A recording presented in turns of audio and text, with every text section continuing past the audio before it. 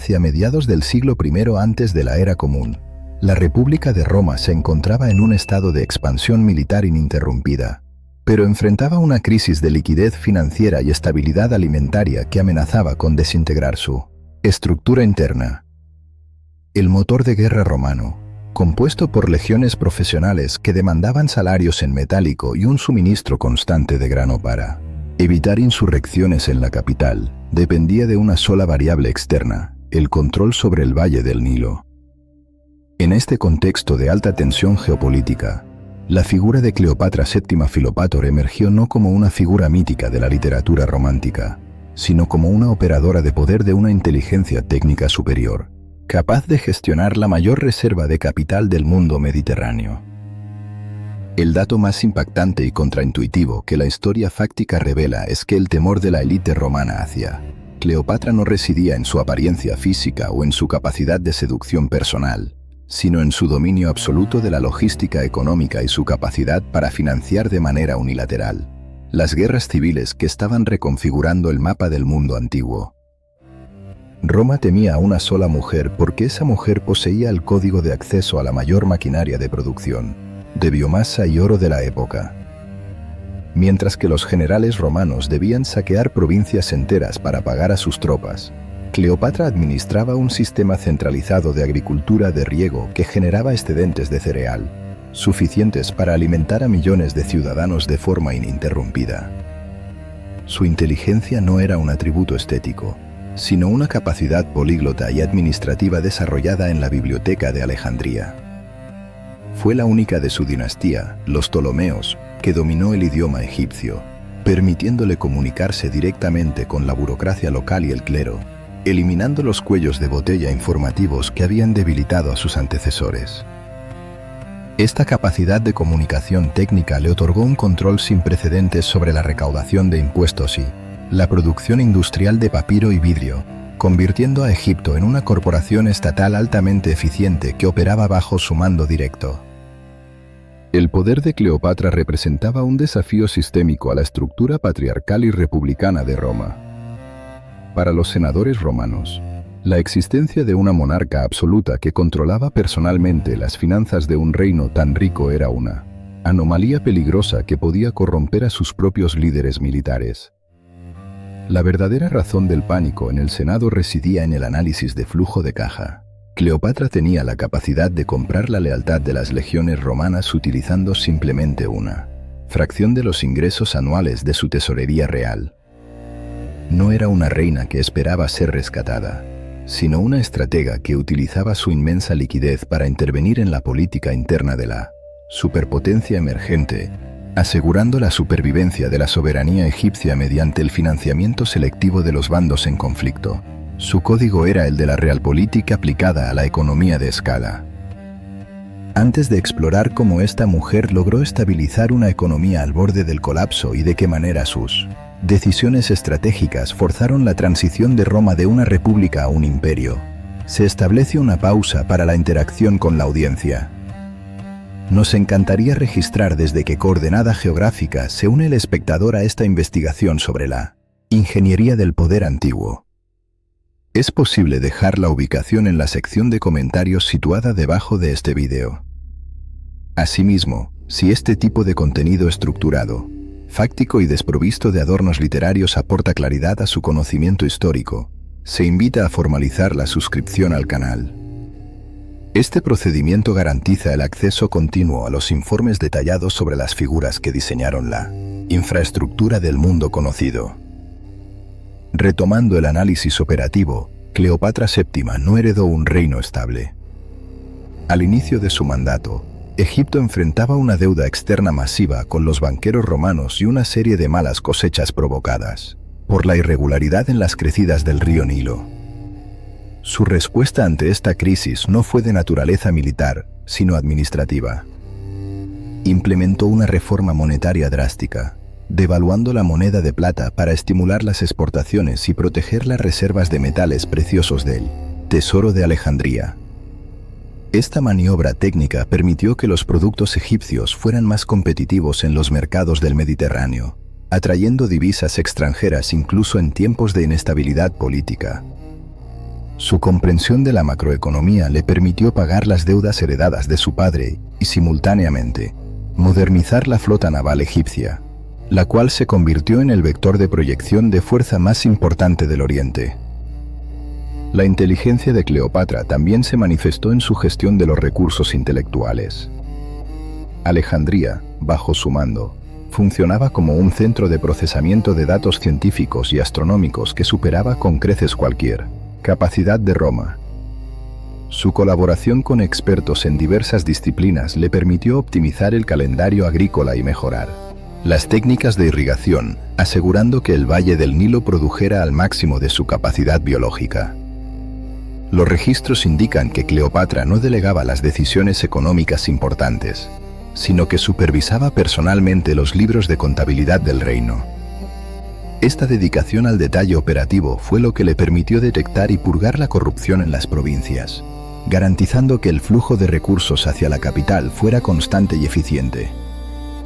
Roma no se enfrentaba a una reina exótica, sino a una directora ejecutiva de una potencia económica que entendía el poder como una ecuación de logística y suministro. La relación de Cleopatra con Julio César y posteriormente con Marco Antonio debe ser analizada bajo este prisma de necesidad mutua y estrategia de activos. César necesitaba el oro de Cleopatra para liquidar las deudas de su campaña y el grano de Egipto para mantener la paz social en Roma. Cleopatra, por su parte, necesitaba el brazo militar de César para consolidar su autoridad interna frente a las facciones cortesanas que intentaban deponerla.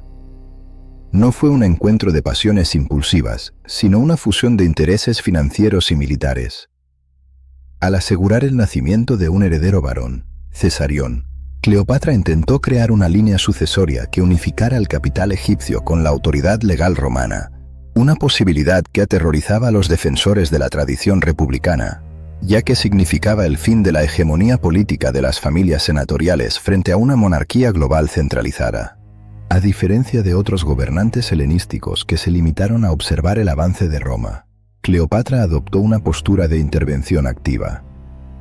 Entendió que el aislamiento era sinónimo de anexión. Su código de conducta política dictaba que Egipto solo podía permanecer independiente si se volvía indispensable para el funcionamiento de Roma.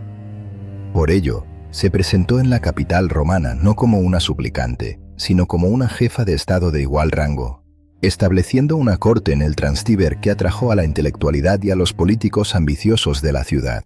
Su presencia en Roma fue un catalizador para la adopción de nuevas técnicas de administración pública, incluyendo reformas en el calendario y la gestión de censos, demostrando que el conocimiento técnico egipcio era la herramienta necesaria para gobernar un territorio de dimensiones imperiales. El temor que inspiraba no era, por lo tanto, irracional. Era el temor a la obsolescencia. Los líderes romanos comprendieron que, si Cleopatra lograba consolidar su alianza con Marco Antonio, el eje del poder mundial se desplazaría de manera definitiva desde el Tíber hacia el Nilo. Alejandría, con su puerto de aguas profundas, su biblioteca de conocimiento acumulado y su tesorería inagotable, estaba mejor posicionada para ser la capital de un imperio universal que una Roma agotada por décadas de conflictos internos y escasez financiera. La propaganda romana posterior intentó reducir este conflicto a una narrativa de moralidad y seducción para ocultar la realidad de una guerra económica y logística de proporciones masivas. El análisis fáctico de los registros comerciales y los tratados diplomáticos de la época confirma que el enfrentamiento final no fue por el honor, sino por el control absoluto de las rutas comerciales de la seda y las especias, y por la propiedad de las tierras más fértiles del planeta. En resumen, la primera fase de este análisis documental establece que Cleopatra VII fue la operadora política más sofisticada de su tiempo. Su dominio de los idiomas, las finanzas y la logística agrícola le permitió mantener a raya a la superpotencia romana durante más de 2 décadas, utilizando la diplomacia armada y la manipulación de los mercados de grano. Su figura representa el último obstáculo técnico para la unificación total del Mediterráneo bajo el mando de un solo hombre. A medida que la investigación avance hacia las estructuras de poder de la dinastía Lágida y la importancia estratégica de Alejandría, se hará evidente que la caída de esta mujer no fue un suicidio por desamor, sino el colapso de un sistema defensivo económico ante la presión militar de una Roma que no podía permitir la existencia de un competidor con tanta liquidez financiera. Para comprender la capacidad de gestión de Cleopatra VII, es imperativo analizar la estructura de la dinastía a la cual pertenecía, los Ptolomeos Solágidas. Este linaje no era de origen egipcio, sino macedonio, y su ascenso al poder fue el resultado directo de la fragmentación del imperio de Alejandro Magno tras su muerte, en el año 323 antes de la Era Común. El fundador de la dinastía, Ptolomeo I Sóter, era uno de los generales de más alta confianza de Alejandro y tras el colapso de la autoridad central, se apoderó de la satrapía de Egipto reconociendo su valor estratégico incalculable. Desde un inicio, la administración lágida operó bajo un modelo de colonialismo extractivo de alta eficiencia. Una élite greco-macedonia gobernaba sobre una masa poblacional egipcia, utilizando la infraestructura burocrática faraónica preexistente para maximizar la producción de riqueza. El código de comportamiento de los lágidas estaba marcado por dos factores determinantes: la endogamia sistemática y la inestabilidad política interna. La práctica del matrimonio entre hermanos, adoptada para emular las tradiciones de la antigua realeza egipcia y consolidar el control sobre el patrimonio real, generó un sistema de sucesión cerrado y altamente volátil. Durante casi 3 siglos, la historia de los Ptolomeos fue una crónica de fratricidios, parricidios y guerras civiles dinásticas. Sin embargo, esta misma presión selectiva dentro de la corte generó una estirpe de gobernantes que, por necesidad de supervivencia, debían desarrollar habilidades excepcionales en la diplomacia, la intriga política y el manejo de los recursos financieros. Cleopatra VII fue el producto final y más sofisticado de este proceso evolutivo de poder. A diferencia de la mayoría de sus predecesores, quienes se limitaron a vivir en el enclave helenístico de Alejandría sin integrarse lingüística o culturalmente con el resto del territorio, Cleopatra VII implementó una estrategia de integración técnica. Los registros históricos de la época destacan que fue la primera y única integrante de la dinastía ptolemaica en aprender el idioma egipcio. Este dato no es una anécdota cultural, sino una decisión administrativa de primer orden. Al dominar la lengua de sus súbditos, y especialmente la de la poderosa casta sacerdotal que controlaba los templos y grandes extensiones de tierra agrícola, la soberana eliminó a los intermediarios y traductores que solían filtrar o distorsionar la información gubernamental. Esta capacidad lingüística se extendía a otros 9 idiomas, incluyendo el etíope, el hebreo, el árabe, el sirio y el meda, lo que le otorgaba una ventaja competitiva única en la gestión de las rutas comerciales y las alianzas internacionales en el Oriente Próximo. La formación intelectual de la última faraona se llevó a cabo en el entorno de la biblioteca y el Museion de Alejandría, la institución de investigación más avanzada de la antigüedad. Bajo la tutela de los mejores eruditos de su tiempo, Cleopatra fue instruida en matemáticas, astronomía, medicina y retórica. Este trasfondo científico influyó directamente en su visión del Estado como una maquinaria que debía ser optimizada. En lugar de basar su autoridad exclusivamente en el derecho divino, la soberana aplicó principios de lógica y gestión de datos a la administración pública.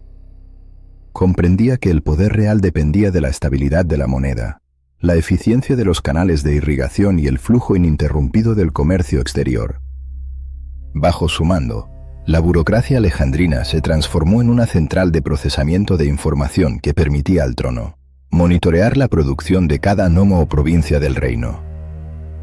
La situación política que Cleopatra heredó al ascender al trono junto a su hermano menor, Ptolomeo XIII, en el año 51 antes de la Era Común, era crítica. El reino de Egipto, aunque inmensamente rico en recursos naturales, se encontraba bajo la sombra de la expansión de la República Romana. El padre de Cleopatra, Ptolomeo XII Auletes, había mantenido su posición mediante el pago de sobornos masivos a los políticos romanos, lo que generó una deuda externa que asfixiaba la economía nacional y provocaba el descontento de la población de Alejandría. Al asumir el poder, La joven soberana se encontró con una tesorería vaciada por la corrupción y una corte dividida por facciones, que buscaban utilizar al rey niño como una marioneta. En este entorno hostil, Cleopatra demostró una capacidad de análisis táctico superior al intentar consolidar su autoridad personal sobre la de su hermano, lo que desencadenó un conflicto armado interno. La estrategia de los lágidas siempre había sido jugar a la defensiva frente a las potencias extranjeras, pero Cleopatra comprendió que el avance de Roma era inevitable y que la única forma de preservar la soberanía egipcia era integrando a Egipto en el sistema de poder romano como un socio indispensable, no como una provincia conquistada. Esta visión requería una reestructuración total de la política exterior. Mientras que otros reyes helenísticos recurrían a la resistencia militar directa, la cual solía terminar en derrotas catastróficas frente a las legiones profesionales, la soberana egipcia utilizó el capital y la diplomacia como sus principales armas de guerra. El linaje de los Ptolomeos, que había comenzado como una guarnición militar macedonia, se convirtió bajo su mando en una oficina de gestión geopolítica que utilizaba el suministro de grano y el oro como herramientas de negociación frente a los generales romanos hambrientos de poder. La administración económica durante los primeros años del reinado de Cleopatra se centró en la estabilización de los precios y la recuperación de la producción agrícola. El sistema de los lágidas era un monopolio estatal rígido. El Estado era el dueño teórico de toda la tierra, proveía las semillas, dictaba qué cultivos debían sembrarse y compraba la totalidad de la cosecha a precios fijados por la burocracia. Cleopatra optimizó este sistema mediante la supervisión directa de los registros catastrales y la implementación de medidas estrictas contra la malversación de fondos en las provincias. Su objetivo era maximizar el excedente de cereal para utilizarlo como moneda de cambio internacional. En un mundo donde Roma sufría crisis recurrentes de desabastecimiento alimentario, el control sobre el grano egipcio otorgaba a la faraona un poder de veto sobre la estabilidad social de la capital romana. Sin embargo, la fricción interna en la corte de Alejandría alcanzó su punto máximo cuando los consejeros de Ptolomeo XIII lograron expulsar a Cleopatra de la capital. Lejos de rendirse, la soberana se retiró a la región de Siria para reclutar un ejército propio, demostrando una voluntad operativa inquebrantable.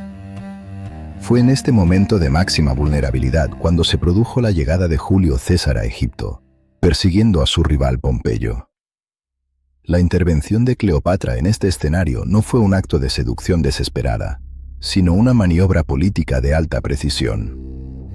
Al presentarse ante César, la soberana no buscaba un amante, sino un aliado militar que pudiera validar su posición legal en el trono y proporcionar la fuerza necesaria para eliminar a la facción opositora. La alianza que se formó en ese encuentro cambió el curso de la historia, uniendo la mayor potencia militar de Occidente con la mayor potencia económica de Oriente. El linaje de los lágidas, a través de Cleopatra VII, alcanzó un nivel de sofisticación política que desafiaba las normas de la época. La soberana logró que Julio César, el hombre más poderoso de Roma, se pusiera a su servicio para restaurar su autoridad en el trono egipcio, una hazaña que ningún otro monarca del Mediterráneo había conseguido. Esta relación permitió a Cleopatra no solo recuperar el control total de su reino, sino también comenzar a pagar las deudas estatales y restaurar el prestigio de Alejandría como el centro cultural y financiero del mundo conocido. La faraona utilizó el prestigio de su linaje y la inmensa riqueza de su territorio para proyectar una imagen de estabilidad que contrastaba con el caos de las guerras civiles romanas. En conclusión, el análisis del linaje de los lágidas bajo el mando de Cleopatra VII revela que la supervivencia de Egipto no dependía de la suerte, sino de una gestión técnica y estratégica del poder.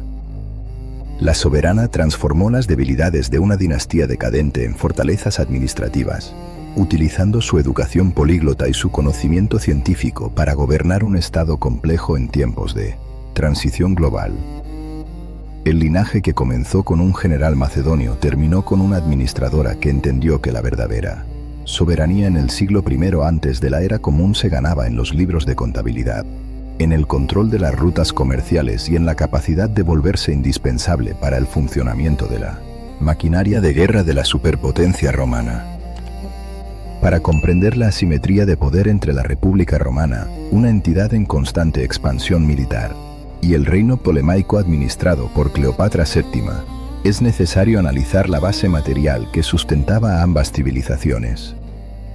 El conflicto no se libraba únicamente en el ámbito de la táctica de infantería, sino en el terreno de la seguridad alimentaria y el control de la biomasa. En la antigüedad, la producción agraria no era simplemente una actividad económica secundaria, constituía la fuente de energía primaria, el equivalente logístico a los combustibles fósiles en la era industrial contemporánea. El músculo de las legiones y la estabilidad de las poblaciones urbanas dependían de una ingesta calórica, diaria y masiva. En este escenario de demanda energética incesante, la geografía otorgó a Egipto un monopolio natural sin paralelo en todo el hemisferio occidental. El territorio egipcio operaba funcionalmente como una inmensa maquinaria hidráulica aislada del exterior. Su capacidad productiva no dependía de la precipitación pluvial, una variable meteorológica altamente inestable y sujeta a sequías imprevistas que afectaba a toda la cuenca del Mediterráneo, incluyendo a la península itálica. El sistema dependía de manera exclusiva del ciclo anual de inundación del río Nilo. Este fenómeno geológico, impulsado por el derretimiento de las nieves y las lluvias monzónicas en las tierras altas del este del continente africano, transportaba millones de toneladas de sedimentos ricos en minerales hacia el norte. Al desbordarse sobre el valle y el delta durante los meses de verano, el río depositaba una capa de lodo fértil que renovaba la capacidad de la tierra para sostener cultivos de alta densidad de manera perpetua. Esta previsibilidad mecánica permitía a los administradores del Estado proyectar el volumen de las cosechas, con un margen de error mínimo, una ventaja estadística que ninguna otra nación poseía. Bajo la gestión de Cleopatra VII, la administración de esta maquinaria agrícola alcanzó su nivel máximo de optimización centralizada. El Estado ptolemaico funcionaba como una corporación de integración vertical. La propiedad de la tierra cultivable recaía teóricamente en la figura de la monarca. La burocracia estatal dictaminaba las cuotas de siembra, distribuía las semillas a los arrendatarios a través de una red de funcionarios locales y, lo más importante, monopolizaba la recolección, el almacenamiento y la distribución del producto final. El trigo y la cebada egipcios se almacenaban en una red de silos gubernamentales fortificados, interconectados por un sistema de canales navegables que convergían en la capital. Esta infraestructura garantizaba que el excedente calórico no se dispersara en mercados locales desregulados, sino que se concentrara como un activo estratégico bajo el control directo y personal de la jefatura de Estado, en Alejandría. En paralelo a esta sobreproducción sistemática en el norte de África, la ciudad de Roma experimentaba una crisis estructural de abastecimiento. Durante el transcurso del siglo I antes de la Era Común, la capital de la República alcanzó una población cercana al 1.000.000 de habitantes. Esta concentración demográfica masiva en un área urbana restringida generó una demanda de alimentos que sobrepasaba con creces la capacidad productiva de su propio territorio circundante. La agricultura en la península itálica había sufrido una transformación comercial. Los grandes terratenientes romanos, operando mediante el uso masivo de mano de obra esclava, abandonaron el cultivo de cereales básicos para concentrarse en productos de mayor rentabilidad financiera, como la vid y el olivo. Como resultado directo de esta reestructuración del suelo, la capital del imperio en expansión perdió su autonomía alimentaria. Para evitar el colapso del orden público, el Senado romano instituyó la distribución subsidiada y, en muchos casos, gratuita de raciones de trigo a la población urbana, un sistema logístico que requería la importación ininterrumpida de cientos de miles de toneladas de grano al año. Una interrupción de apenas un par de semanas en la cadena de suministro marítimo desencadenaba de forma automática disturbios civiles, saqueos y el colapso político de las facciones gobernantes. Roma era una superpotencia militar con una vulnerabilidad civil absoluta. Sus legiones poseían la capacidad técnica para conquistar cualquier territorio, pero la supervivencia diaria de su núcleo político y civil dependía de la importación de biomasa extranjera. Es en esta intersección de oferta monopolística y demanda inelástica donde Cleopatra ejerció su verdadera autoridad geopolítica. La soberana comprendió que el trigo almacenado en sus silos era un arma de disuasión más efectiva que cualquier ejército de infantería que pudiera reclutar. Egipto proveía aproximadamente un tercio del requerimiento calórico total de la ciudad de Roma. Al controlar la válvula de salida de las exportaciones en el puerto de Alejandría, la faraona poseía la capacidad técnica para dictar la inflación del precio del pan en los mercados romanos y, por extensión, controlar el nivel de agitación social en las calles de la capital enemiga. Esta ventaja logística obligó a los generales y políticos romanos a tratar a Egipto no como un objetivo militar estándar, sino como una infraestructura crítica que no podía ser sometida a los daños colaterales de una invasión tradicional. La defensa del reino egipcio se fundamentaba precisamente en este aislamiento geográfico y en la indispensabilidad de su producción. Atacar Egipto por tierra requería movilizar tropas a través de los vastos desiertos de la península del Sinaí al este o del desierto de Libia al oeste, líneas de suministro logísticamente inviables para grandes contingentes militares en la antigüedad. Un asalto naval directo contra Alejandría suponía enfrentarse a una bahía fuertemente fortificada y arriesgar la destrucción de la misma flota de transporte de grano que Roma necesitaba para sobrevivir. Cleopatra utilizó esta topografía defensiva natural para operar con total impunidad en la diplomacia internacional. El conocimiento técnico de que Roma no podía permitirse una guerra de tierra quemada en el valle del Nilo le otorgó a la monarca la audacia necesaria para intervenir financieramente en las disputas internas de la República Romana. El procesamiento de estas exportaciones requería una infraestructura de ingeniería civil de proporciones monumentales, la cual operaba bajo la jurisdicción directa de la corte ptolemaica. El puerto de Alejandría no era un simple muelle de atraque, sino el nodo de transferencia de carga más avanzado del mundo conocido. Las naves de transporte pesado, diseñadas específicamente para maximizar la capacidad de carga a granel, atracaban en sus aguas protegidas. Estas embarcaciones, que superaban en desplazamiento a los navíos de guerra de la época, requerían de condiciones meteorológicas específicas y conocimientos de navegación astronómica avanzados para ejecutar el cruce en aguas abiertas hacia la península itálica. La administración de Cleopatra mantenía el control absoluto sobre el faro de la ciudad y las cartas de navegación, asegurando que el monopolio de la información técnica permaneciera en manos del Estado egipcio. El Estado dictaba los cronogramas de zarpe, calculando con exactitud el tiempo de tránsito para maximizar el impacto económico y político del arribo de la flota a las costas europeas. La diplomacia de la monarca se ejecutaba, por tanto, mediante el análisis estricto de las hojas de balance y el control de los inventarios. Cuando las diversas facciones romanas entraron en guerra civil tras el colapso del primer triunvirato, los líderes militares acudieron a la corte de Alejandría solicitando líneas de crédito y acceso a los graneros reales. Cleopatra no financió a estos ejércitos por afinidad ideológica, sino que evaluó el riesgo financiero y la rentabilidad geopolítica de cada inversión. Suministrar toneladas de grano y plata a una facción específica romana garantizaba que, en caso de victoria, el líder de dicha facción asumiría el control del Senado romano bajo una deuda de gratitud y financiera, impagable hacia el trono egipcio. Fue la aplicación práctica del apalancamiento económico a escala global. El análisis de la geopolítica del Nilo bajo el mandato de Cleopatra VII destruye la narrativa de la monarquía pasiva. El Estado egipcio operaba como el banco central y el principal proveedor de energía del hemisferio. La soberana utilizó la fertilidad mecánica de su territorio para construir un escudo protector económico alrededor de su nación.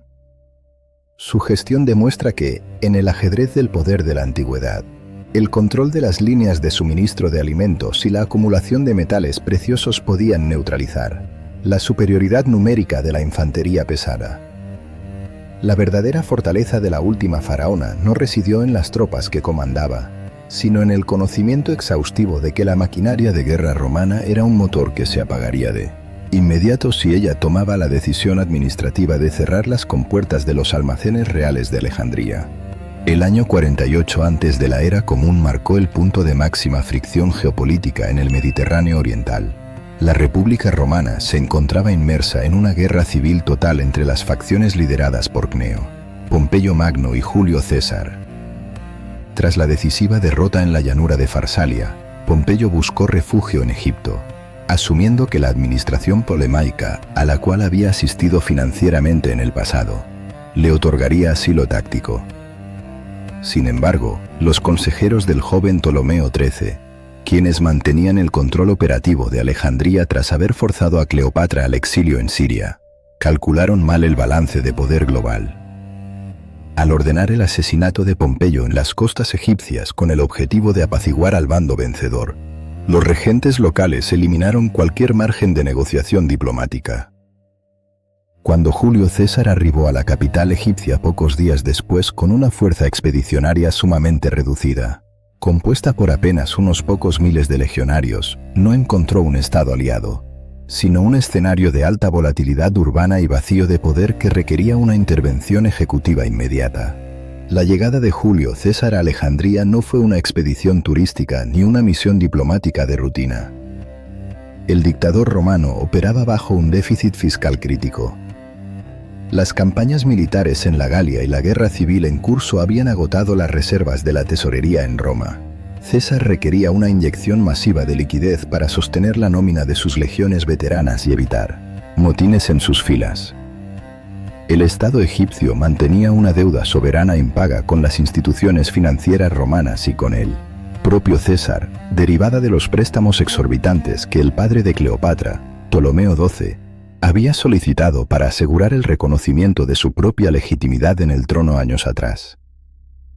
César se instaló en el recinto palaciego de la capital con el objetivo innegociable de ejecutar el cobro de esta deuda, asumiendo el rol de árbitro en la disputa dinástica entre los hermanos Lágidas para garantizar que la facción vencedora asumiera la responsabilidad del pago total en metálico. En este contexto de aislamiento táctico y necesidad financiera mutua, se produjo el ingreso de Cleopatra a la capital. El bloqueo militar impuesto por las fuerzas de su hermano alrededor del puerto y el palacio hacía imposible una entrada diplomática convencional. La soberana requería establecer una línea de comunicación directa y sin intermediarios con el comandante romano antes de que los consejeros de Ptolomeo XIII lograran consolidar un acuerdo excluyente. Los registros logísticos de la época detallan una operación de infiltración de alto riesgo. Cleopatra fue introducida en el complejo palaciego ocultada en el interior de un saco de lino o ropa de cama, transportada por un único agente de confianza para evadir los controles perimetrales de la guardia hostil. Este evento, frecuentemente distorsionado por la historiografía posterior como un acto de teatro romántico, constituyó en la práctica una maniobra de penetración táctica calculada, diseñada para vulnerar un cerco militar y acceder a la máxima autoridad ejecutiva extranjera presente en el territorio. La reunión a puerta cerrada entre Julio César, un general y político de 52 años de edad, y Cleopatra VII, una monarca de 21 años, no se basó en la seducción física, sino en una auditoría de activos y necesidades operativas recíprocas. Fue una negociación equiparable a una fusión corporativa hostil. César poseía el monopolio de la violencia organizada y la autoridad legal de la potencia hegemónica de Occidente, pero carecía de fondos líquidos y de suministros alimentarios seguros. Cleopatra poseía el control teórico sobre la mayor reserva de capital y biomasa del mundo conocido, pero carecía de la fuerza de infantería pesada necesaria para expulsar a los regentes usurpadores y recuperar el control efectivo de la administración estatal. El contrato verbal establecido en esa instancia estipulaba que las legiones romanas actuarían como la fuerza de choque privada de Cleopatra para restaurarla en el trono. A cambio, el Estado egipcio garantizaría la amortización completa de la deuda histórica y abriría sus silos de grano para abastecer la maquinaria de guerra cesariana. La ejecución de este contrato provocó el estallido inmediato de la guerra alejandrina. Al confirmar que Julio César respaldaba la restauración de Cleopatra como gobernante en igualdad de condiciones, las fuerzas leales a Ptolomeo XIII sitiaron el complejo palaciego. Durante varios meses del año 48 y 47 antes de la era común, César y Cleopatra permanecieron aislados en un perímetro defensivo reducido, rodeados por un ejército egipcio superior en número y apoyado por la población urbana hostil. La defensa de la posición requirió tácticas de guerra urbana extremas. Para evitar que la flota ptolemaica cayera en manos enemigas y bloqueara el acceso al mar, limitando la llegada de refuerzos romanos, César ordenó el incendio táctico de los navíos amarrados en los muelles.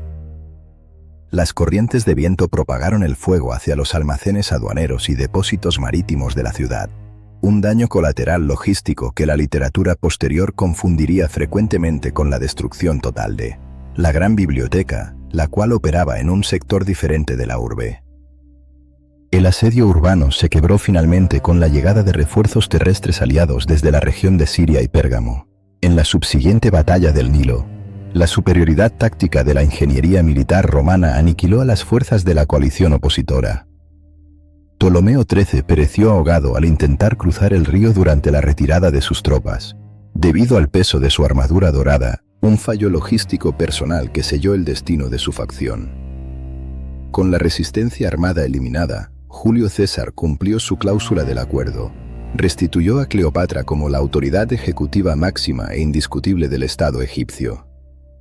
Para mantener la fachada de cumplimiento con las leyes constitucionales ptolemaicas, Cleopatra fue forzada a contraer matrimonio oficial con su hermano menor sobreviviente, Ptolomeo XIV, un infante que operó estrictamente como un elemento de utilería burocrática sin ningún tipo de poder administrativo, militar o financiero real. La consolidación de esta alianza estratégica se materializó de forma definitiva con el nacimiento de un activo biológico de incalculable valor geopolítico, Ptolomeo XV Filopator Filómetor César, conocido en los registros históricos como Cesarión. La concepción de este infante no fue un accidente biológico, sino la culminación de un plan de sucesión diseñado para fusionar las dos mayores esferas de influencia del Mediterráneo. Cleopatra presentó a Cesarión ante el mundo helenístico como la prueba viviente del pacto entre Alejandría y Roma, al vincular su linaje genético de manera directa con el dictador vitalicio de la República Romana. La soberana egipcia construyó un escudo diplomático impenetrable alrededor de su soberanía. Mientras Cesarión existiera y fuera reconocido por César, ninguna facción en el Senado romano podría justificar legalmente la anexión de Egipto sin entrar en conflicto directo con la autoridad suprema de su propio comandante en jefe. La proyección de este poder conjunto requirió que Cleopatra abandonara temporalmente el aislamiento de su capital para establecer una cabecera de playa operativa en el mismo centro del imperio rival. En el año 46 antes de la Era Común, la monarca egipcia se trasladó a Roma, instalando su residencia y su corte en una villa propiedad de Julio César ubicada en la ribera occidental del río Tíber. Esta prolongada estancia no constituyó un periodo vacacional ni un mero despliegue de ostentación cortesana. Funcionó como una misión de cabildeo permanente y una demostración fáctica de superioridad administrativa. Desde esta sede diplomática extraterritorial, Cleopatra interactuó de manera directa con la élite senatorial, financiando campañas políticas, evaluando las vulnerabilidades de los adversarios de César e inyectando capital en la economía local para asegurar la lealtad de las masas urbanas hacia su aliado. La transferencia de tecnología administrativa también formó parte integral de esta alianza. El sistema de medición del tiempo utilizado por la República Romana se encontraba sumido en un caos estadístico, fundamentado en un calendario lunar altamente inexacto que requería correcciones políticas arbitrarias por parte de los pontífices, lo que generaba graves problemas para la planificación agrícola y militar. Durante su estadía en la capital, Cleopatra puso a disposición de César a los astrónomos y matemáticos de la Institución de Investigación de Alejandría, liderados por Sosígenes. La implementación del calendario juliano, basado en el modelo solar egipcio de 365 días y cuarto, fue el resultado directo de esta importación de ciencia aplicada. Esta reforma estandarizó la medición del tiempo en todo el hemisferio occidental, demostrando empíricamente que la supervivencia del Estado romano dependía de la absorción de la ingeniería civil y los datos de observación generados bajo la administración de la faraona. El tratado no escrito entre Alejandría y Roma operó con una eficiencia brutal hasta el año 44, antes de la Era Común. La inyección constante de grano y plata egipcia permitió a Julio César planificar la reestructuración completa del Estado romano, mientras que la presencia de las legiones romanas garantizó a Cleopatra un periodo de paz interna sin precedentes, permitiéndole reactivar la totalidad de las redes comerciales de su territorio hacia el este. La alianza demostró que la diplomacia basada en la dependencia de recursos es superior a la diplomacia basada en la coacción militar. El asesinato de César alteró la balanza de poder, forzando la retirada táctica de Cleopatra hacia su territorio nacional. Pero el marco operativo ya estaba establecido. Egipto no sería conquistado mediante asedios, sino negociado mediante auditorías financieras. Tras la estabilización de su autoridad política y ejecutiva mediante el uso de la fuerza militar aliada, Cleopatra VII inició una reestructuración exhaustiva del sistema macroeconómico del Estado egipcio. Para comprender la magnitud de su gestión, es necesario abandonar la noción de una monarquía feudal tradicional y analizar a la nación bajo el modelo operativo de una corporación de integración vertical altamente centralizada. El territorio del Valle del Nilo era considerado, en términos legales y prácticos, como la propiedad personal y exclusiva de la corona tolemaica. Cada medio de producción, desde las hectáreas de tierra cultivable hasta los pantanos donde crecía el papiro y las minas de cuarzo aurífero, en el desierto oriental, se encontraba sometido a una auditoría burocrática estricta.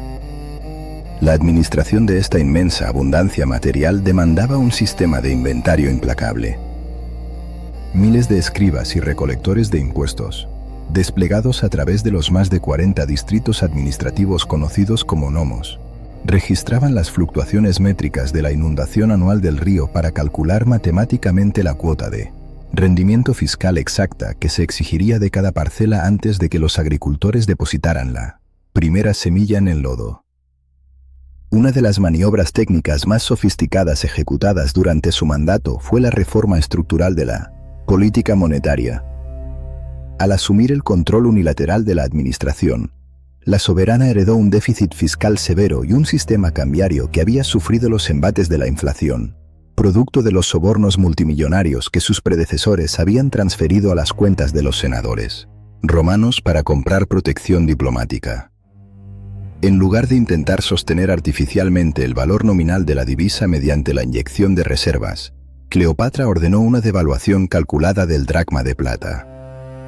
Al reducir el porcentaje de metal precioso puro en la acuñación estándar y sustituirlo por aleaciones de menor costo, el Estado alcanzó dos objetivos macroeconómicos de impacto inmediato. En primer lugar, la Tesorería Real blindó sus reservas físicas de oro y plata sólida, deteniendo por completo la fuga de capitales hacia los mercados extranjeros. En segundo lugar, esta reducción en el valor intrínseco de la moneda operó como un estímulo agresivo para el sector exportador. La manufactura egipcia, que incluía productos de alta demanda como el lino fino, el vidrio soplado, los ungüentos médicos y el papiro procesado, se volvió súbitamente hipercompetitiva en la cuenca del Mediterráneo. Los comerciantes extranjeros, operando con divisas romanas o griegas de mayor peso metálico, poseían un poder adquisitivo superior dentro de las fronteras del reino, lo que aceleró el volumen de las exportaciones. Este ajuste técnico en la tasa de cambio transformó una crisis de deuda interna en un superávit comercial sostenido. El Estado inundó la capital con divisas extranjeras de alta calidad, mientras que la economía doméstica continuaba operando sin interrupciones utilizando la nueva moneda fiduciaria devaluada, la cual era aceptada por mandato legal para el pago de impuestos locales y la adquisición de bienes de consumo básico. El flujo de ingresos internos fue fortificado de manera paralela a través de la aplicación rigurosa de los monopolios estatales. La corona no permitía la libre competencia en los sectores críticos de la economía. La extracción de aceites vegetales, la elaboración de cerveza a gran escala, la minería de sal y la producción de textiles no constituían empresas privadas de libre mercado, sino franquicias gubernamentales estrictamente reguladas. Los productores independientes estaban obligados por ley a arrendar la maquinaria de procesamiento directamente a las autoridades locales y, posteriormente, debían vender la totalidad del producto final de vuelta al Estado a un precio fijo y no negociable. Este sistema eliminaba cualquier posibilidad de márgenes de ganancia no autorizados por parte de terceros. El Estado, tras adquirir la producción a un costo mínimo predeterminado, se encargaba de la distribución minorista y de la exportación a precios maximizados, reteniendo para sí el 100% de la plusvalía generada por el trabajo manual. Para gestionar esta red logística colosal sin el soporte de sistemas informáticos, Cleopatra hizo uso de su formación lingüística y técnica para auditar las cuentas de manera personal. Las administraciones ptolemaicas anteriores dependían de una capa burocrática de habla griega que frecuentemente malversaba los fondos provinciales antes de que estos llegaran a la tesorería de Alejandría. Cleopatra eliminó esta vulnerabilidad sistémica al comunicarse directamente con el clero egipcio en su idioma nativo. Los grandes recintos de los templos no funcionaban únicamente como centros de culto, sino como sucursales bancarias regionales, centros de acopio de grano y oficinas de gestión agrícola. Al establecer un diálogo técnico y sin intermediarios con los sumos sacerdotes, la monarca purgió la corrupción de los gobernadores locales, asegurando que los cálculos de las cuotas de producción, que a menudo superaban el 33% del rendimiento bruto de las cosechas, se transfirieran de manera íntegra hacia las reservas centrales del gobierno. Más allá de la optimización interna de los recursos del Valle del Nilo, la Administración de la Abundancia extendió su radio de operaciones hacia el Mar Rojo y el Océano Índico, estableciendo una cadena de suministro intercontinental diseñada específicamente para evadir la red de impuestos aduaneros impuesta por la República Romana en el Mediterráneo Norte. Cleopatra destinó un porcentaje significativo de los fondos estatales hacia la expansión de la infraestructura portuaria y la militarización de los enclaves de Miosormos y Berenice, situados en la costa oriental. Estos nodos marítimos estratégicos fueron interconectados con el cauce navegable del Nilo a través de una red de rutas de caravanas fuertemente patrulladas que atravesaban el desierto montañoso.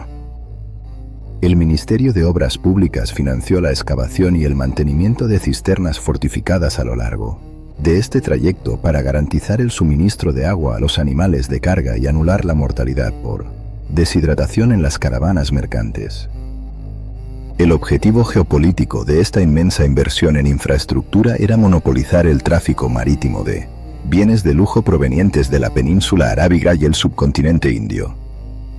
Los navegantes al servicio del Estado egipcio perfeccionaron la explotación técnica de los vientos monzónicos.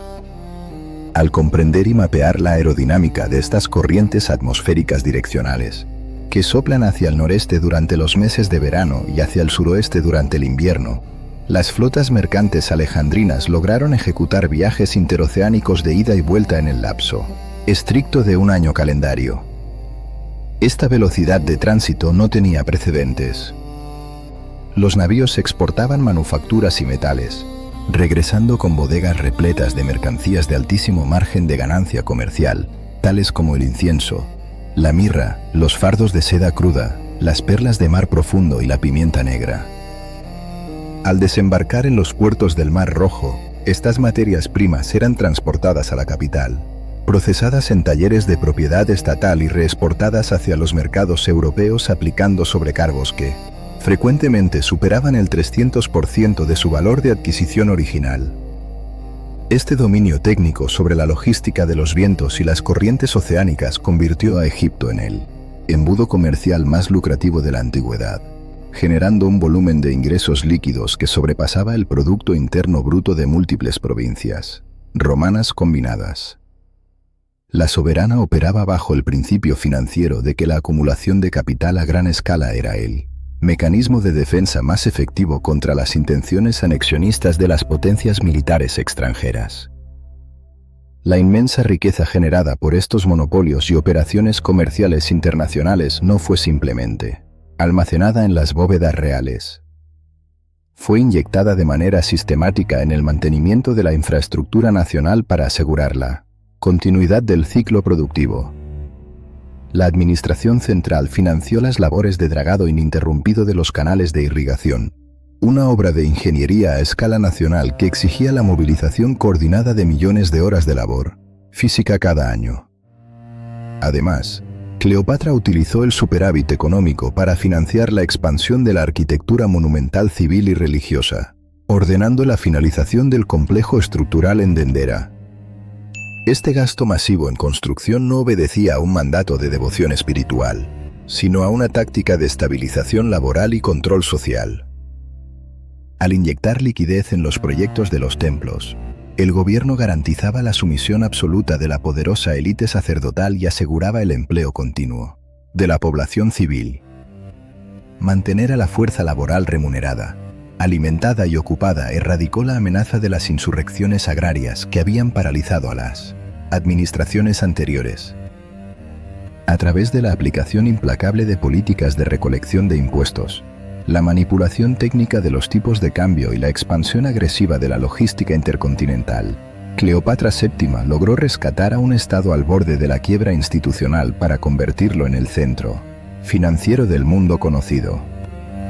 Su capacidad para auditar, administrar y multiplicar la biomasa y los recursos minerales de su territorio demostró empíricamente que la eficiencia logística es una fuerza geopolítica con la misma capacidad de impacto que la superioridad militar. La construcción de esta fortaleza financiera le proporcionó los recursos necesarios para abandonarla, neutralidad defensiva y financiar la reconfiguración militar del mapa global. El asesinato de la máxima autoridad ejecutiva romana en el año 44 antes de la Era Común generó un vacío de poder que desestabilizó la arquitectura geopolítica de toda la cuenca del Mediterráneo. Tras un periodo de intenso conflicto civil, la facción vencedora, estructurada bajo la alianza del Segundo Triunvirato, procedió a dividir la administración de los territorios de la República. Esta partición sectorial otorgó al general Marco Antonio el control militar y fiscal de las provincias orientales, una región inmensamente vasta pero económicamente exhausta tras décadas de extracción de recursos, guerras civiles y mala administración tributaria. La tarea principal asignada a este comandante consistía en asegurar la frontera oriental contra la expansión del Imperio Parto, una misión militar a gran escala que requería una movilización de tropas sin precedentes. Sin embargo, el análisis de los libros de contabilidad provinciales reveló una falla logística insalvable. Las arcas romanas en la región carecían de la liquidez necesaria para financiar una campaña de tal magnitud. En el año 41 antes de la Era Común, buscando asegurar el financiamiento de sus operaciones tácticas, Marco Antonio emitió una citación formal a Cleopatra VII para que se presentara en la ciudad de Tarso, ubicada en la región de Cilicia. La intención del general romano era exigir una auditoría de los recursos egipcios y asegurar una línea de crédito forzosa. La respuesta de la soberana Ptolemaica ante esta citación no fue la de una monarca vasalla acudiendo a rendir cuentas, sino la de una jefa de Estado ejecutando una demostración de superioridad industrial y financiera. Su arribo a través del río Cydnus se realizó a bordo de un navío insignia de proporciones masivas, con la popa recubierta en láminas de oro macizo y velas fabricadas con lino púrpura de Tiro, el tinte más costoso de la antigüedad. Esta exhibición, frecuentemente malinterpretada por la literatura posterior como una táctica de seducción escénica, constituyó en la práctica una declaración fáctica de solvencia económica. Cleopatra comunicaba a través de la ingeniería naval que Egipto poseía un excedente de capital líquido, superior a la suma de todas las provincias orientales romanas bajo el mando de Marco Antonio. La cumbre de Tarso operó como una mesa de negociación para una alianza militar y financiera directa. Marco Antonio poseía el control operativo de más de 10 legiones veteranas, pero carecía de moneda de plata, suministros agrícolas a gran escala y una flota naval capaz de asegurar las líneas de suministro marítimo. Cleopatra poseía el control absoluto sobre el granero más grande del mundo y una tesorería rebosante de metales preciosos, pero necesitaba infantería pesada romana para defender sus fronteras de invasiones externas y para ejecutar purgas políticas internas que consolidaran su control sobre el trono. El contrato logístico establecido entre ambas partes estipuló que la administración egipcia asumiría el rol de contratista principal para las fuerzas armadas romanas en Oriente. A cambio de esta inyección masiva de capital y recursos, Marco Antonio ejecutó las órdenes de arresto y eliminación de los rivales políticos de Cleopatra, asegurando la pacificación total de la línea de sucesión ptolemaica. El verdadero desafío para esta maquinaria estatal combinada se presentó durante la planificación y ejecución de la invasión al Imperio Parto en el año 36 antes de la Era Común. La logística de esta campaña exigía el mantenimiento operativo de una fuerza invasora de más de 100.000 efectivos, incluyendo infantería pesada, caballería de choque y unidades de ingeniería para asedios. Movilizar esta masa biológica a través de las áridas y montañosas rutas de Armenia y la antigua Media requería el diseño de una cadena de suministro milimétrica. La corte de Alejandría operó como el nodo central de abastecimiento. Los talleres textiles estatales produjeron decenas de miles de uniformes y equipos de protección para el invierno. Las forjas egipcias procesaron toneladas de hierro y bronce para la manufactura de armas. Y los silos del Nilo despacharon convoys continuos de grano para sostener el requerimiento calórico diario de las legiones en marcha. A pesar del colosal esfuerzo de abastecimiento egipcio, la campaña parta resultó en un fracaso táctico devastador debido a errores de mando en el teatro de operaciones y a las extremas condiciones meteorológicas invernales. Las fuerzas de Marco Antonio sufrieron el hostigamiento constante de los arqueros a caballo enemigos, perdiendo el control de su maquinaria de asedio y sufriendo una tasa de atrición que resultó en la pérdida de más de 30.000 unidades romanas. La retirada hacia la costa del Mediterráneo dejó al ejército oriental al borde de la aniquilación por inanición y congelamiento. Fue en este punto crítico de falla estructural donde la dependencia de Roma hacia Egipto dejó de ser una conveniencia diplomática para convertirse en una cuestión de supervivencia biológica absoluta.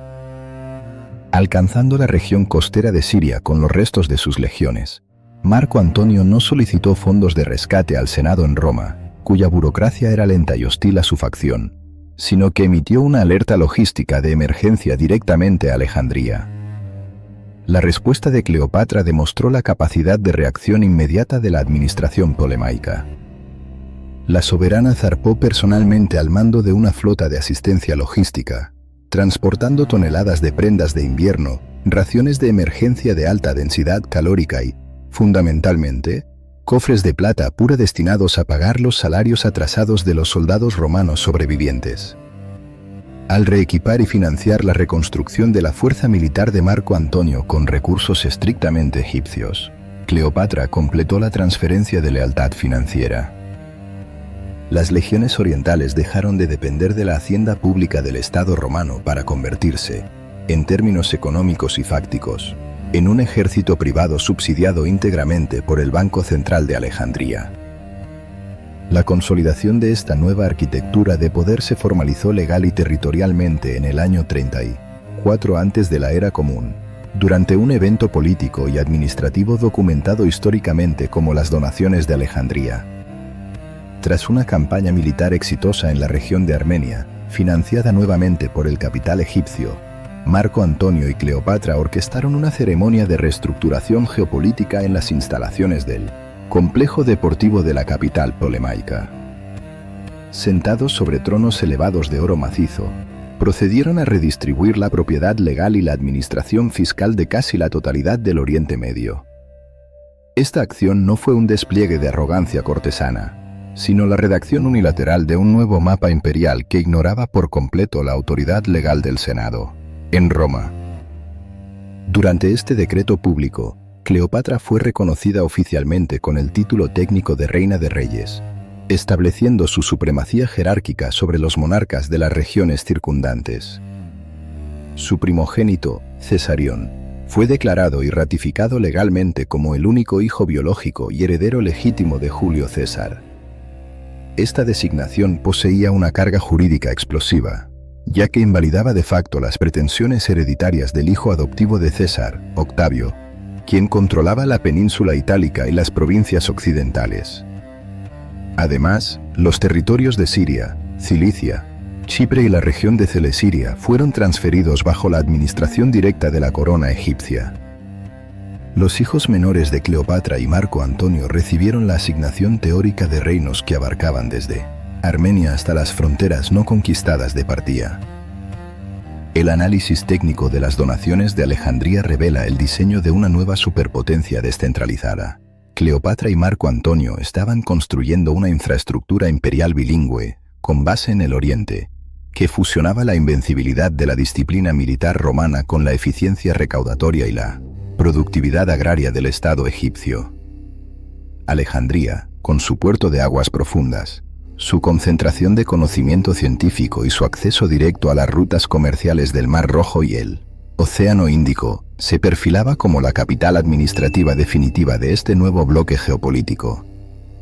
La ciudad de Roma, plagada de inestabilidad política, agotamiento de recursos y dependencia crónica de las importaciones de alimentos, estaba siendo sistemáticamente desplazada de su posición como el centro de mando del Mediterráneo. La interceptación y análisis de los reportes sobre estas transferencias de tierras generaron una crisis de seguridad nacional en la capital romana. Octavio, el líder de la facción occidental, utilizó los detalles de la logística de las donaciones de Alejandría para iniciar una agresiva campaña de guerra psicológica e información. Al confiscar y leer públicamente el testamento legal de Marco Antonio, el cual confirmaba su deseo de ser sepultado en suelo egipcio y validaba las transferencias territoriales a la dinastía lágida, Octavio logró convencer al Senado de que el general había desertado y transferido los activos del Estado a una corporación extranjera. La respuesta gubernamental no se hizo esperar. El Senado romano declaró formalmente la guerra, pero los documentos oficiales evitaron declarar a Marco Antonio como enemigo del Estado para no provocar una nueva guerra civil explícita. La declaración de guerra fue emitida de manera directa, legal y exclusiva contra la figura de Cleopatra VII. Roma reconoció oficialmente que el verdadero adversario no era el comandante militar desertor, sino la directora ejecutiva que controlaba la emisión de moneda y el suministro de grano de la única nación, capaz de financiar el desmantelamiento de la hegemonía romana occidental. La declaración de guerra emitida por la Asamblea Senatorial en Roma transformó de inmediato el conflicto político interno en una contienda a escala intercontinental por el control absoluto de los recursos del Mediterráneo. Al focalizar la hostilidad legal exclusivamente sobre la figura de la monarca egipcia, la facción liderada por Octavio logró movilizar a la población civil de la península itálica bajo la premisa de una defensa de la seguridad nacional frente a una amenaza extranjera. En respuesta, la maquinaria estatal polemaica y las fuerzas bajo el mando de Marco Antonio ejecutaron la mayor concentración de activos militares y financieros registrada hasta ese momento en la historia de la antigüedad. La estrategia del bloque oriental no consistía en atrincherarse en el valle del Nilo y esperar una invasión, sino en proyectar su fuerza naval y terrestre hacia la península de los Balcanes, con el objetivo operativo de cruzar el mar Adriático, desembarcar en el sur de Italia y dictar los términos de la rendición directamente en la capital enemiga. Para ejecutar esta maniobra de invasión masiva, la tesorería de Alejandría financió el ensamblaje de una armada compuesta por aproximadamente 500 navíos de guerra pesados y una fuerza de infantería y caballería que superaba los 100.000 efectivos. El desplazamiento de esta inmensa masa biológica y mecánica desde Egipto y las provincias de Siria y Asia Menor hacia la costa occidental de Grecia constituyó un desafío logístico extremo. Cada soldado, oficial y remero requería una ingesta calórica diaria ininterrumpida, lo que obligó a la administración egipcia a fletar cientos de naves de transporte mercante adicionales, cargadas con trigo, aceite y agua potable, estableciendo un cordón umbilical de suministros marítimos que atravesaba el Mediterráneo oriental.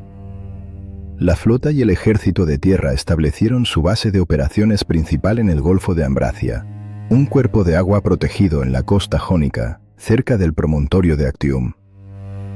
La posición geográfica seleccionada para concentrar las fuerzas poseía ventajas defensivas claras, con un canal de entrada estrecho que impedía un ataque naval directo por parte de la flota de Octavio. Sin embargo, esta decisión táctica introdujo una vulnerabilidad estructural severa. El comandante naval de las fuerzas occidentales, Marco Vipsanio Agripa, ejecutó una serie de maniobras de interdicción logística de alta precisión. En lugar de enfrentar a la flota pesada egipcia en combate abierto, Agripa movilizó sus escuadrones rápidos para capturar las estaciones de relevo y los puertos estratégicos, ubicados en el sur de Grecia, incluyendo Metone y la isla de Leucabe. Al dominar las rutas de navegación del sur, las fuerzas navales de Octavio cortaron de manera efectiva la línea de suministro que conectaba el Golfo de Ambracia con los silos de grano en Alejandría y el Peloponeso. El resultado de este bloqueo naval fue la asfixia logística progresiva del campamento de Marco Antonio y Cleopatra. El encierro de más de 100.000 hombres en un entorno pantanoso durante los meses de máxima temperatura estival generó un colapso en las condiciones de salubridad. Los registros médicos y militares de la campaña documentan la propagación incontrolable de la malaria y la disentería entre las tropas y las tripulaciones de los navíos. La tasa de mortalidad por atrición biológica y desnutrición se elevó a niveles críticos, diezmando la capacidad operativa de los remeros, quienes constituían el motor físico indispensable de la flota de guerra. La ironía táctica del asedio en Actium radica en que la superpotencia económica que ostentaba el monopolio mundial de la producción de biomasa y cereales fue neutralizada y paralizada por la inanición. Las raciones diarias se redujeron, la moral colapsó y las deserciones de los reyes aliados y comandantes de infantería hacia el bando de Octavio comenzaron a registrarse a diario, comprometiendo la inteligencia de seguridad del campamento. Ante la inminencia de un colapso estructural total, el Alto Mando Oriental convocó un consejo de guerra a finales del mes de agosto. Las opciones operativas se habían reducido drásticamente. Los generales de infantería abogaban por abandonar la flota, replegar el ejército hacia el interior del territorio macedonio y entablar una batalla terrestre tradicional. Cleopatra, ejerciendo su autoridad como proveedora principal del capital y comandante directa del escuadrón egipcio, impuso una directriz contraria basada en el análisis de protección de activos. Abandonar las naves implicaba entregar el control absoluto del mar a Octavio, lo que dejaría a Egipto indefenso ante una invasión anfibia.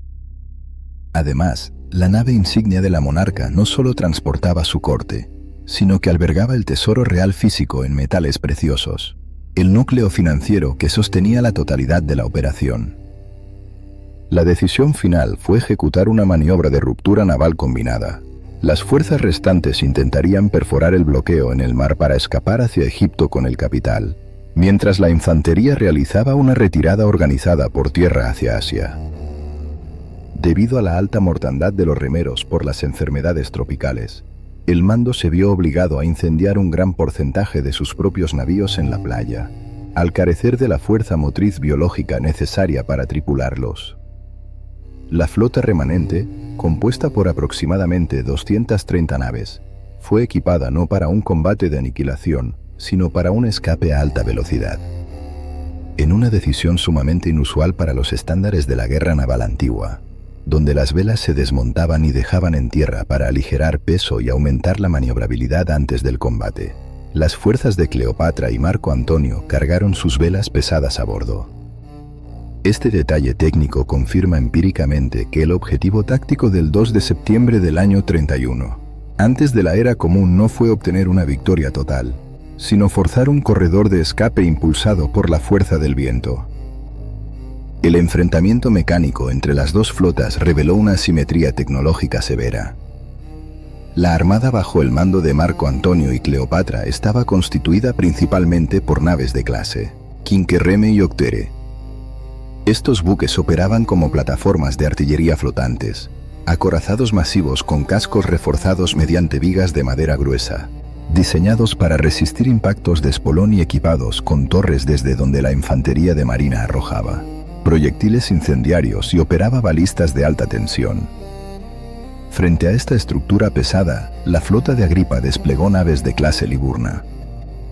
Estos navíos eran significativamente más pequeños, livianos y aerodinámicos, requiriendo menos remeros y ofreciendo un radio de giro muy superior. La táctica de Octavio y Agripa consistió en rechazar el combate cercano y el abordaje.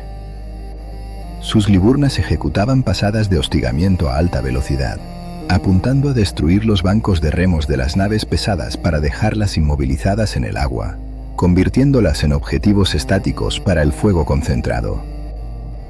Durante las horas de la mañana, el combate se mantuvo en un estado de estancamiento físico en la desembocadura del Golfo. Las naves masivas del bloque oriental no lograban alcanzar a las ágiles Liburnas, y las naves occidentales no poseían la masa estructural necesaria para hundir a los acorazados polemaicos, mediante impactos directos.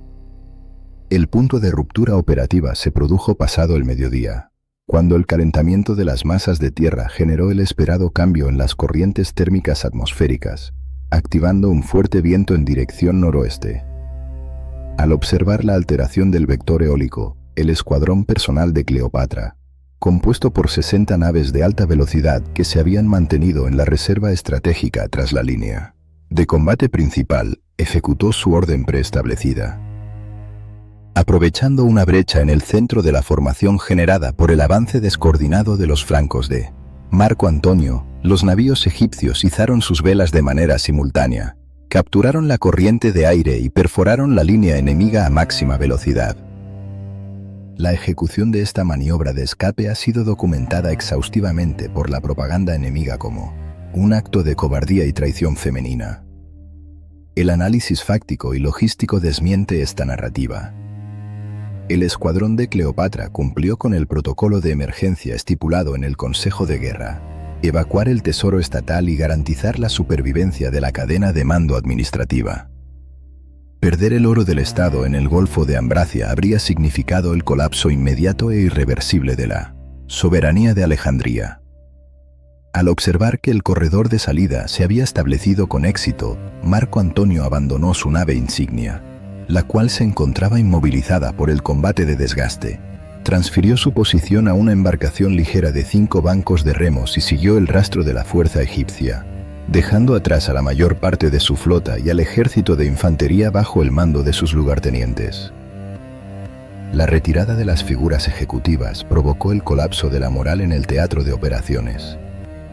Sin el liderazgo central y sin acceso a la cadena de pagos, la flota pesada remanente capituló tras sufrir graves daños por fuego, o regresó al Golfo para rendirse en los días posteriores. El ejército de tierra, compuesto por 19 legiones que aún mantenían su integridad de formación, esperó durante 7 días la llegada de nuevas directrices o suministros.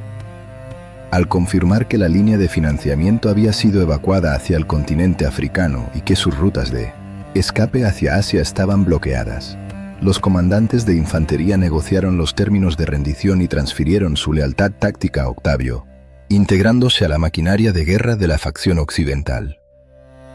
La batalla de Actium no fue una contienda decidida por la superioridad del armamento o la valentía en el combate cuerpo a cuerpo, sino una demostración implacable de supremacía logística. La interdicción de las líneas de suministro marítimas y la atrición biológica en un entorno cerrado dictaron el fracaso de la invasión oriental antes de que el primer proyectil fuera disparado. Cleopatra y Marco Antonio lograron rescatar la liquidez financiera del Estado en una operación de extracción de alto riesgo, pero perdieron en el proceso la totalidad del apalancamiento militar que les permitía proyectar su autoridad más allá de las fronteras de su territorio. Al retornar a los puertos de Alejandría con el núcleo de su escuadrón, la administración egipcia se preparó para la fase final del conflicto, asumiendo una postura de defensa perimetral estricta ante la inminente llegada de la maquinaria bélica, liderada por el futuro emperador de Roma. La evacuación de la reserva financiera y la cúpula administrativa desde el Golfo de Ambracia hacia el puerto de Alejandría, ejecutada en septiembre del año 31 antes de la era común, no representó el final inmediato de la maquinaria estatal ptolemaica, sino el inicio de una fase de repliegue estratégico y contención de daños. Al arribar a la capital egipcia, Cleopatra VII no asumió una postura de capitulación pasiva. Las evidencias logísticas demuestran que la monarca intentó ejecutar una de las maniobras de ingeniería naval más audaces de la antigüedad para preservar la soberanía de su administración y proteger los activos líquidos del Estado. Comprendiendo que la cuenca del Mediterráneo se encontraba bajo el control absoluto de las flotas de Octavio, la soberana ordenó el traslado físico de sus navíos de guerra restantes y su flota mercante a través del istmo de Suez. Esta operación técnica requería arrastrar embarcaciones de cientos de toneladas sobre rodillos de madera a través de decenas de kilómetros de desierto, con el objetivo de depositarlas en las aguas del Mar Rojo.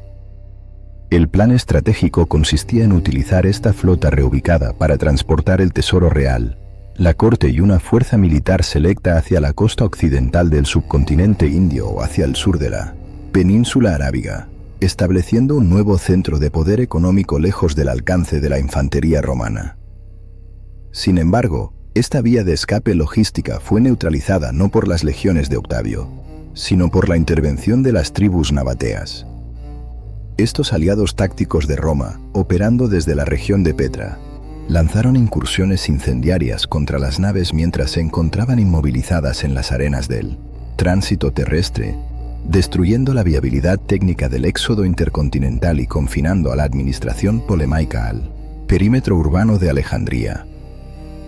Durante la primavera y el verano del año 30 antes de la era común, el ejército occidental liderado por Octavio ejecutó un movimiento de pinza a escala continental.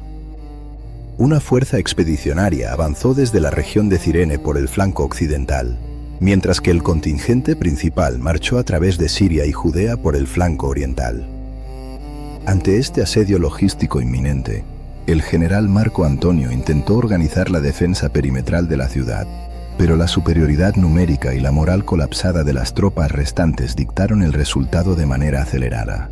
El 1 de agosto de ese mismo año, la caballería y la flota egipcia que aún operaban en el puerto rindieron sus posiciones sin presentar combate, transfiriendo sus lealtades operativas a la facción victoriosa.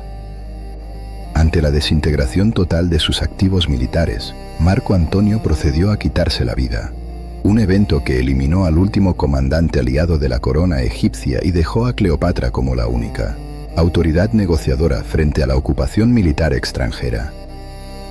La respuesta de la soberana ante el colapso de sus defensas externas fue atrincherarse en el interior de su mausoleo monumental, una estructura fortificada de piedra donde había ordenado confinar la totalidad de las reservas de oro, plata, perlas, ébano y marfil del tesoro estatal, junto con grandes cantidades de materiales altamente inflamables. Esta acción no constituyó un acto de desesperación emocional, sino la creación calculada de una situación de rehenes a nivel macroeconómico. Cleopatra envió un comunicado directo a Octavio estableciendo que, de producirse un asalto armado contra su posición, ordenaría la ignición inmediata del recinto. La destrucción de estas reservas financieras representaba una amenaza crítica para el líder romano. Octavio requería ese capital líquido de manera urgente e innegociable para pagar los salarios atrasados, las bonificaciones de victoria y las pensiones de retiro de las decenas de miles de legionarios veteranos que habían combatido bajo su mando. Sin esa inyección de fondos, enfrentaba el riesgo estadístico de un motín generalizado en sus propias filas. Ante esta vulnerabilidad financiera, Octavio detuvo el asalto y envió a sus agentes operativos, liderados por Gayo Proculeyo, para infiltrarse en el mausoleo a través de una ventana superior mientras se mantenían negociaciones distractivas en la puerta principal. La captura física de Cleopatra aseguró la integridad del tesoro estatal, pero dio inicio a un enfrentamiento psicológico y diplomático de alta tensión. El comandante romano necesitaba mantener a la monarca con vida por una razón de relaciones públicas estatales. Su presencia física en Roma era el requisito indispensable para legitimar su triunfo militar frente al Senado y el pueblo llano. Exhibir a la reina más poderosa y rica de la antigüedad caminando encadenada detrás de su carroza de victoria consolidaría su posición como el líder supremo e indiscutible del mundo mediterráneo. Cleopatra, como estratega política consumada, decodificó de inmediato este plan de explotación mediática. Entendió que su supervivencia física se traduciría en la validación visual de la sumisión absoluta de Egipto y en la destrucción de su propio legado como una gobernante independiente. Además, su principal activo geopolítico, su hijo Cesarión, ya había sido sentenciado por la nueva administración. Días antes del cerco final, la soberana había enviado al joven de 17 años hacia el sur, equipado con una fortuna en metales preciosos, con la orden de cruzar hacia la India. Sin embargo, fue interceptado, Atraído de vuelta bajo falsas promesas de negociación y ejecutado sumariamente por orden directa de Octavio, quien operaba bajo el principio técnico de que la existencia de un hijo biológico de Julio César representaba una amenaza perpetua para su propia legitimidad política. Sin opciones viables de negociación y con su línea de sucesión biológica neutralizada, Cleopatra VII procedió a ejecutar el cese voluntario de sus funciones biológicas entre el 10 y el 12 de agosto del año 30 antes de la Era Común. El análisis fáctico de su fallecimiento descarta la narrativa poética de la mordedura de un ofidio rectante, introducido en una cesta de frutas, un método altamente ineficiente, doloroso y con una tasa de éxito impredecible. Los registros de la medicina forense antigua y la toxicología de la época sugieren la aplicación intravenosa o la ingestión controlada de un cóctel letal de neurotoxinas almacenadas, posiblemente cicuta, acónito o una dosis concentrada y procesada de veneno de cobra, administrada mediante un instrumento punzante hueco. Fue una autoeliminación clínica, rápida y diseñada para frustrar el objetivo político principal de Octavio, negándole el trofeo humano que coronaría su exhibición de poder en la capital de la República. El impacto inmediato de la anexión de Egipto tras la muerte de su directora ejecutiva fue un choque macroeconómico sin precedentes en la historia antigua. Cuando Octavio transfirió el contenido físico del tesoro ptolemaico hacia las bóvedas en Roma, la inyección masiva de liquidez alteró de forma permanente la economía de la península itálica. El volumen de metales preciosos fue tan extremo que la tasa de interés estándar para los préstamos de capital se desplomó de un 12% a un 4% en un lapso de pocas semanas. Simultáneamente, el poder adquisitivo inflado de los veteranos militares, quienes finalmente recibieron sus pagos en efectivo con fondos egipcios, provocó que el valor de los bienes raíces en Roma y sus alrededores se multiplicara exponencialmente. Esta hiperabundancia de capital permitió a Octavio estabilizar la economía occidental, financiar obras de infraestructura pública masivas y comprar la lealtad definitiva del aparato estatal, pavimentando el camino burocrático para su transformación legal en Augusto, el primer emperador de Roma. La asimilación del territorio egipcio también demostró el profundo respeto técnico que Augusto sentía por la maquinaria administrativa construida por los Ptolomeos y perfeccionada por Cleopatra. A diferencia de territorios como la Galia, Hispania o Siria, que fueron integrados como provincias senatoriales o imperiales estándar bajo el mando de gobernadores de la clase alta, Egipto fue clasificado legalmente como la propiedad privada y personal del emperador. El Valle del Nilo no fue entregado a la gestión del Senado. Augusto prohibió explícitamente y bajo pena de muerte que cualquier senador romano pisara el territorio egipcio, sin su autorización directa y por escrito. Esta medida de cuarentena política se basó en el reconocimiento fáctico de la lección logística que Cleopatra le había enseñado al mundo. Cualquier comandante militar que controlara los silos de grano de Alejandría poseía la capacidad mecánica para asfixiar a la capital romana en menos de un mes y dictar las reglas de la geopolítica mundial. El Imperio Romano operó durante los siguientes 4 siglos impulsado por el combustible biológico cultivado en las tierras que alguna vez pertenecieron a la última faraona. La burocracia romana mantuvo intacto el sistema de monopolios estatales, la recolección de impuestos centralizada y el control estricto de los canales de irrigación que Cleopatra había auditado personalmente. El sistema de registro de la inundación anual del Nilo continuó midiendo el agua para calcular la riqueza de los césares con la misma precisión matemática con la que medía la riqueza de los reyes helenísticos. La caída de Cleopatra VII marcó el final definitivo del periodo helenístico, una era iniciada casi 300 años antes con las conquistas de Alejandro Magno. Su derrota no fue el castigo trágico a una vida de excesos, sino la resolución inevitable de un conflicto termodinámico entre dos sistemas de expansión estatal, la maquinaria de infantería pesada romana contra el Banco Central del Nilo. Ella fue la única figura contemporánea que poseyó el intelecto técnico, el dominio de los idiomas comerciales, el respaldo de la producción de biomasa y la liquidez de capital necesarios para frenar la consolidación del Imperio Occidental durante 22 años.